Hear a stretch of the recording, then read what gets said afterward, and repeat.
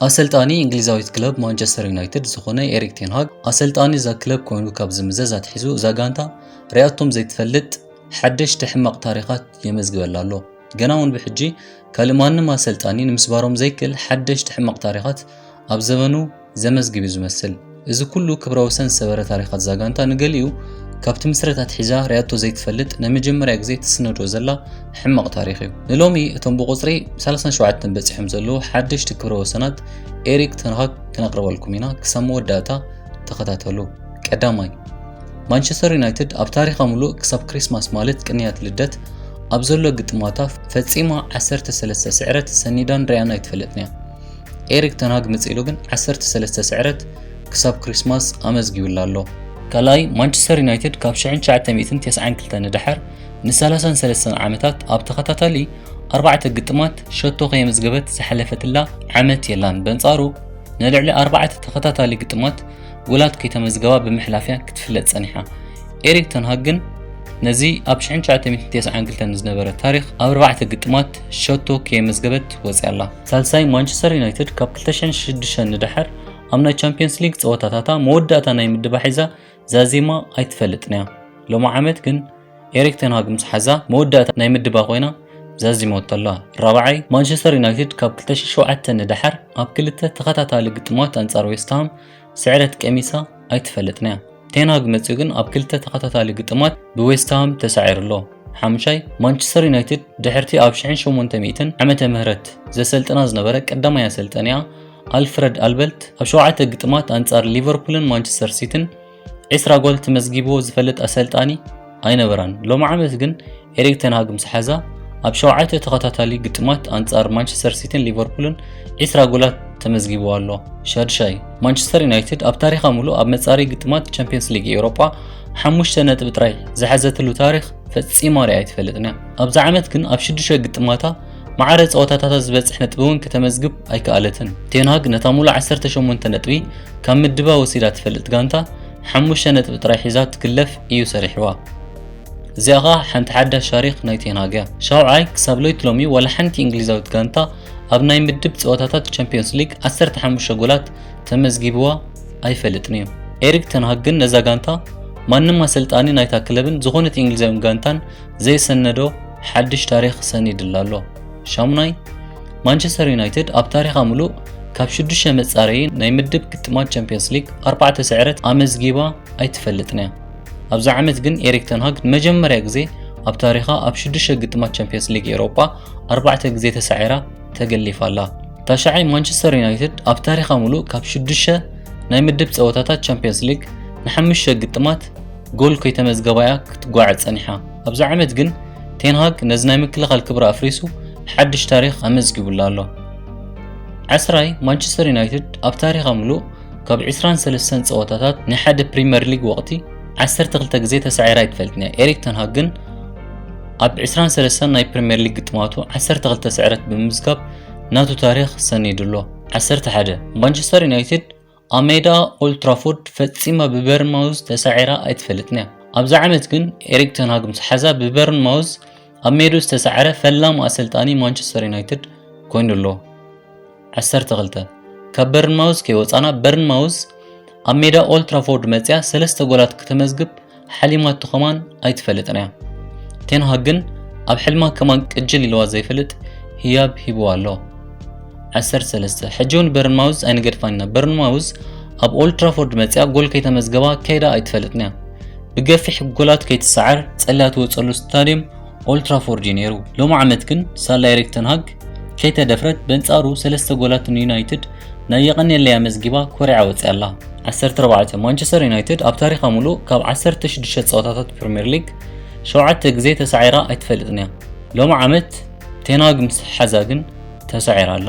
15 ማንቸስተር ዩናይትድ ካብ 1972 ንድሕር ኣብ 2 ተኸታተልቲ ግጥማት ፕሪምየር ሊግ ኣንጻር ኒውካስትል ገጢማ ተሳዒራ ኣይትፈልጥን እያ። ቴን ሃግ ግን ናይ 53 ዓመታት ታሪኻ ደዊንላ ኣሎ።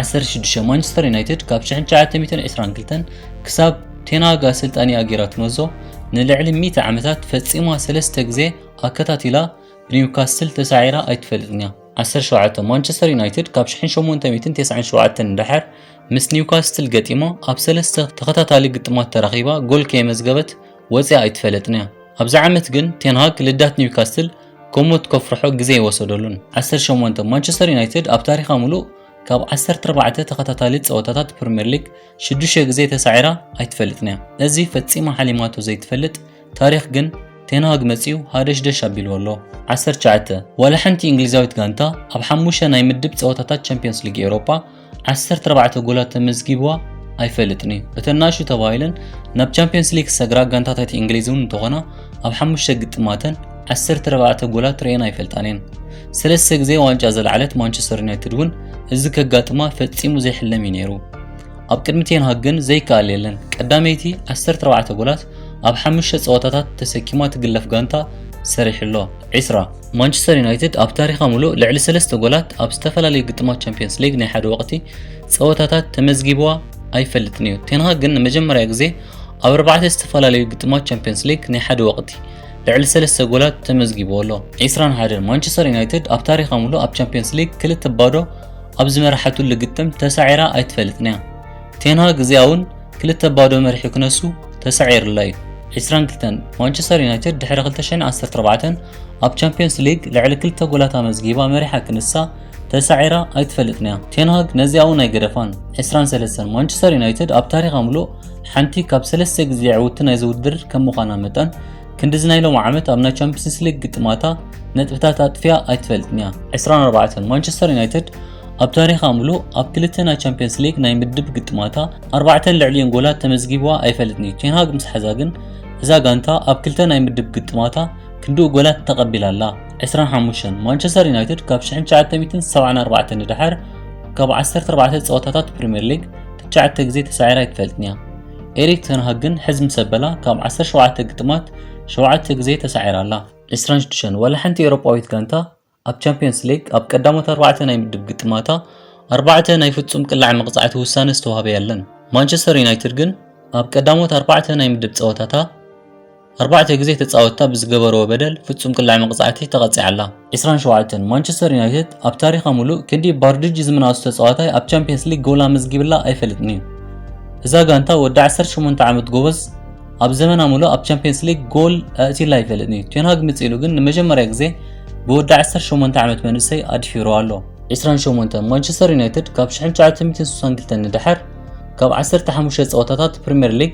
8 غزي تسعيرا ايتفلتنا 29 مانشستر يونايتد كاب 1931 دحر كاب قداموت 10 قطماتا اب ميدا اولد ترافورد 5 غزي تسعيرا ايتفلتنا 30 نيوكاسل كاب 2013 دحر اب اولد ترافورد مصيا تعويتا ايتفلتنا تينها جن 10 عمتات نعاود صومو لغاما فتح لالو 31 نيوكاسل كاب 1994 دحر اب زغونه يكون نغليف كا محلاف صوتاتات لمانشستر يونايتد سعراتا ايتفلطنا دحر 30 عمت كن اب زور 16 ناي كربا كاب 3 بادو سعراتا لا እዚ ኩሉ ኸ ሳላ ኤሪክ ተናግ ዘርኸበቶ መቆሸሽ 32 ማንቸስተር ዩናይትድ ድሕሪ 1972 ፈጺማ ክልተ ግዜ ኣብ ክልተ ተኸታተልቲ ግጥማታ አንጻር ኒውካስል ተሳዒራ ኣይትፈልጥንያ ኣብዛ ዓመት ግን ቴንሃግ ምስ ሓዛ ተሳዒራላ 33 ማንቸስተር ዩናይትድ ካብቶም ድሕሪ ካልኣይ ኩናት ዓለም ዝሓዝዋ ኣሰልጠንታ ኣብ መጀመርታ ቀዳሞት ተሸርክቦም አንጻር ሊቨርፑልን ማንቸስተር ሲቲን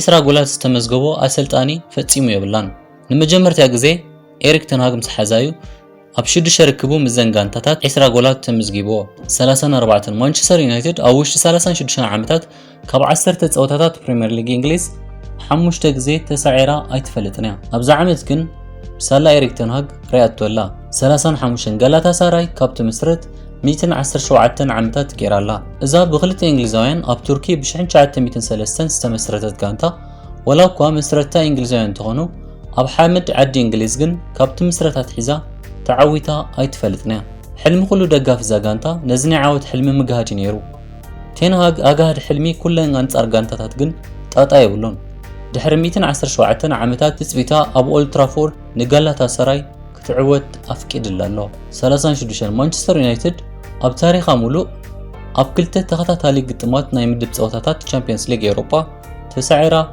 ايتفلتنا لو عامت گن هولنداوي إريك تنهاج مسحازا ነዚ ገሚታቶ ዘይትፈልጥ ሓድሽ ታሪኽ ጽሒፋቶ ተሐልፍ ኣላ። 37 ማንቸስተር ዩናይትድ ኣብ ታሪኻ ሙሉእ ኣብ ክልተ ቀዳሞት ናይ ምድብ ጸወታታት ቻምፒየንስ ሊግ ኤውሮፓ 7 ጎላት ተመዝጊብዋ ኣይፈልጥን እዩ። ሎሚ ዓመት ግን ኣብ ዘበን ኣሰልጣንያ ኤሪክ ተን ሃግ 4 ጎላት ካብ ባየር ሙኒክ 3 ጎላት ካብ ጋላታ ሳራይ ንልዳታ ተጻዊተናሉ ኣለዋ።